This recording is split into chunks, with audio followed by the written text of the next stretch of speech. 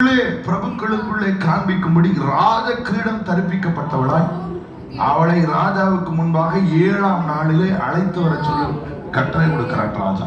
அவன் சொல்றான் 7ஆம் நாளிலே ராஜஸ்திரியை அழைத்து வாருங்கள். எதற்காக ராஜா? அவள் மகா ரூபவதி, அவள் சௌந்தரியத்தை ஜனங்களுக்கும் பிரபுக்களுக்கும் காண்பிக்க வேண்டும். வரும்பொழுது மறந்துடாம அவர் ராஜ கிரீடம் தரிப்பிக்கப்பட்டவளாக வர வேண்டும் என்று ராஜா விரும்புகிறார்.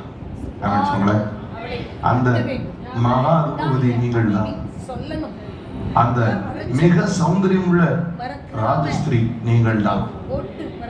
ராஜ கிரீடம் அணிந்து 7ஆம் நாளிலே ராஜா நம்முடைய மகிமையை தான் வெளியரங்கமாக்க விரும்புகிறார். நம்முடைய மகிமையை தான் இந்த ஊர் உலகம் பார்க்க வேண்டும் என்று கர்த்தர் விரும்புகிறார். கைதட்டி தேவனை மகிமைப்படுத்த. All the glory he has deposited into us, all the glory he has invested in us. பிரியமானவர்களே, இது பிரசன்னமாக கேட்கிறார். அவர் நமக்குள்ளே விதைத்த நமக்குள்ளே